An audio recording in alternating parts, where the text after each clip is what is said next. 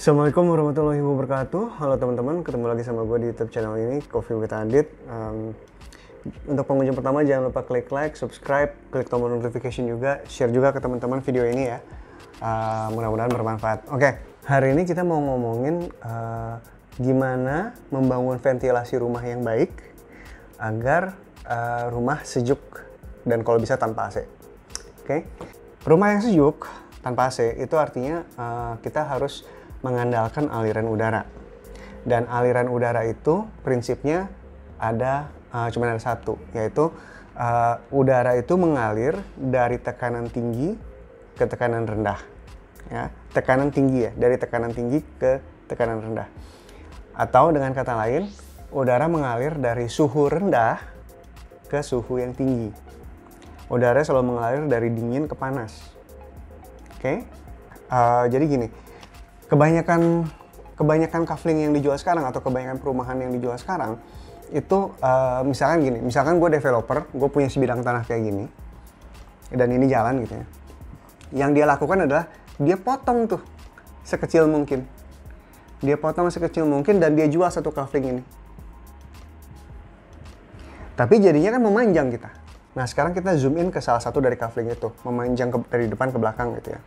Nah, yang kebanyakan developer lakukan adalah dia langsung matiin, ngebangun full dari kiri ke kanan, full dari kiri ke kanan, dengan bergantung kepada halaman tuh hanya ada di depan sama di belakang gitu. Ini halaman belakang, ini halaman depan. Kedua halaman ini penting. Kenapa? Karena dua halaman inilah yang dimaksud dengan ruang kosong di luar rumah. Jadi jadi halaman depan sama halaman belakang ini dialah menjadi supplier udara masuk. Jadi gini, udara masuk gini atau gini. Oke.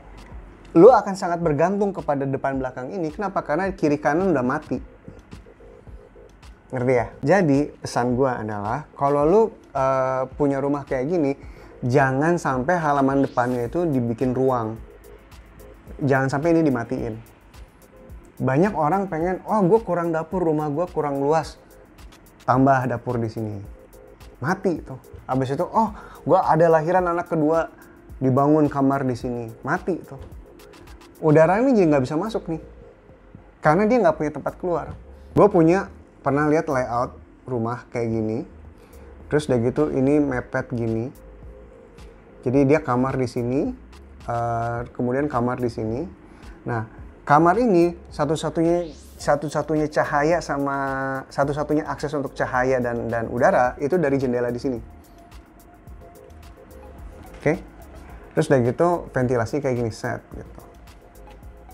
Udara masuk terus udah gitu keluar dari pintu ini. Sama dia ditutup dong sama dapur. Ini dijadiin dapur. Padahal dapurnya udah ada di sini gitu. Tapi sama dia diblongin ditutupin. Kamar ini jadi gelap dan sumpek karena nggak ada udara ngalir. Ini juga gelap, sumpek, nggak ngalir. Semua ruangan yang di sini juga menjadi sumpek. Kenapa? Karena meskipun cahayanya datang dari sini, aliran udaranya nggak masuk. Kenapa? Nggak bisa keluar kok. Gitu. Ya. Jadi tolong banget kalau misalnya punya rumah memanjang dan kayak gini, ini ada halaman belakang, ada halaman depan, keep it that way. Udaranya butuh. Lu butuh udaranya, sorry. Tips kedua adalah penempatan ventilasinya. Kalau misalkan lu punya kamar nih, atau rumah gitu. Jendelanya di sini dan di sini aja. Nanti gini, yang ini nggak kebagian udara. Gitu. Oke? Kalau misalkan teman-teman punya rumah gini ya, misalkan rumah nih, kayak gini deh, kayak rumah yang tadi nih. Ini pintu belakang, ini pintu depan, ini halaman depan, ini halaman belakang. Ini pintu belakang, ini pintu depan. Udaranya nanti ngalir aja langsung kayak gini. Yang ini sama yang ini nggak cukup dapat sirkulasi udara gitu. Jadi yang terbaik adalah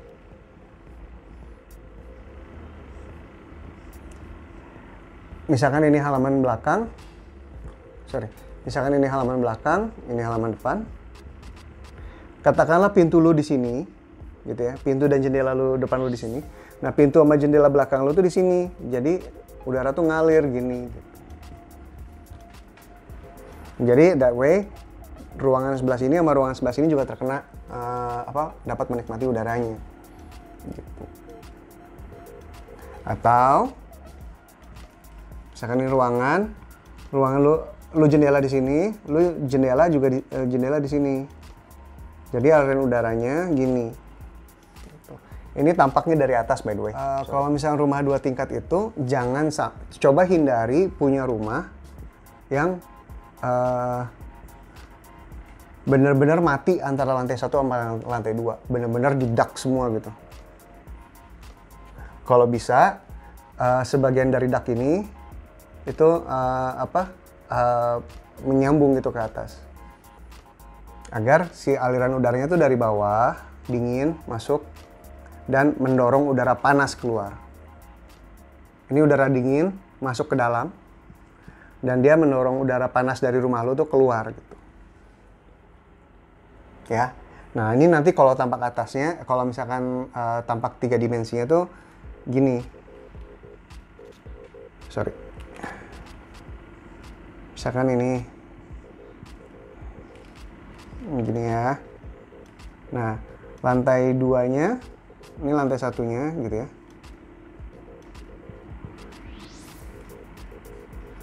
Nah, lantai 2-nya tuh nggak mati semuanya. Jadi sekitar seginilah lo bikin nih. Jadi si udara tuh bisa keluar gitu. Gitu. Jadi kalau misalnya 2 lantai itu nggak benar-benar, misalkan gini, misalnya lantai 1 60 meter persegi gitu, lantai 2-nya nggak bisa 60 meter persegi juga. Kalau misalnya lantai 1-nya 60 meter persegi, lantai 2-nya itu sebaiknya kayak gini. Dan ini tampak atas nih. Ngerti ya? Si bolongan ini untuk aliran udara dari bawah ke atas ya. Gitu ceritanya. Oke. Tips keempat adalah kalau bisa jangan ngadep barat atau timur karena lu akan terpapar sinar matahari langsung. Jelas itu gue udah pernah bikin episode tersendiri di sini. Lu bisa lihat.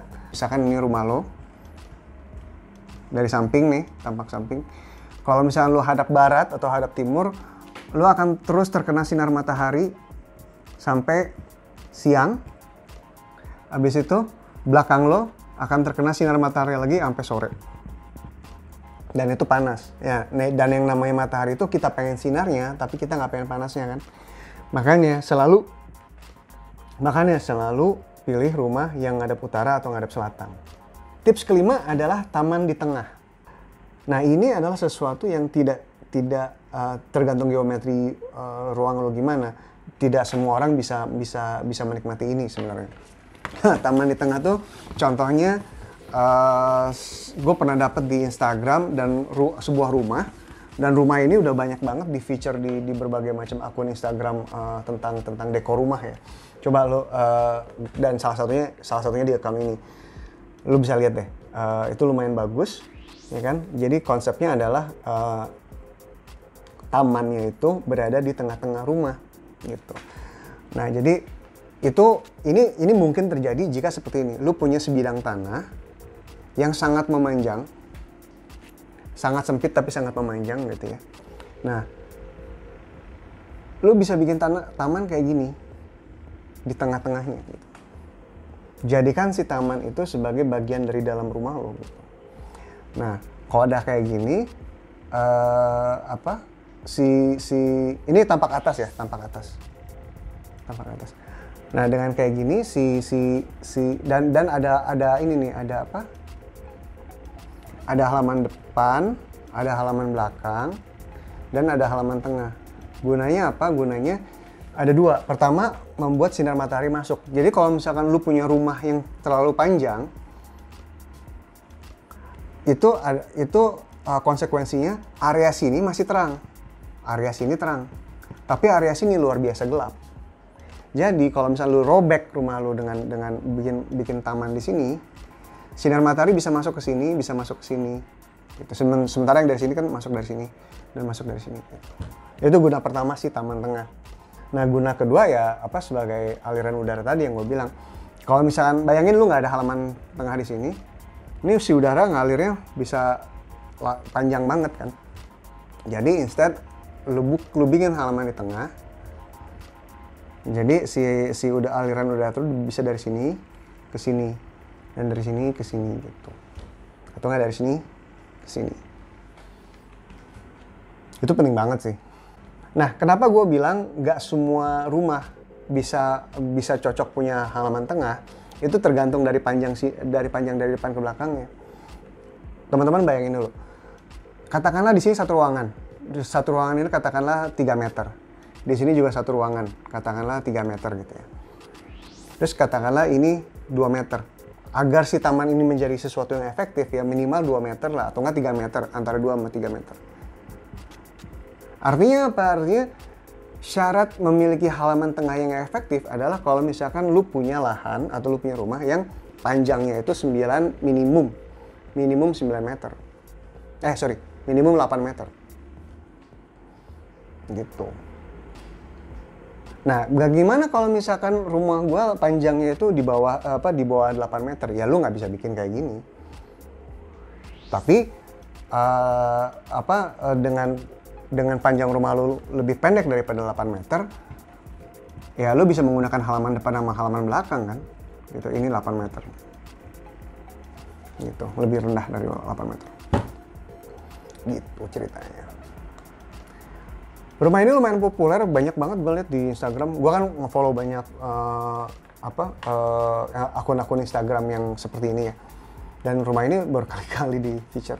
So, that is something that you wanna think about. Semoga ini menjadi inspirasi dalam ngebangun rumah atau lu mau ngerenov rumah. Sesuatu yang lu bisa pikirin lagi. Yang jelas, jangan pernah matiin halaman belakang lo. Jangan pernah. Dan jangan pernah juga matiin halaman depan lo. Itu aja dari gue. Jangan lupa klik like, subscribe, dan klik tombol notification. Share juga video ini ke teman-teman lo kalau misalnya lo ngeliat ini berguna. Gitu aja dari gue. Sampai ketemu di episode berikutnya. Assalamualaikum warahmatullahi wabarakatuh.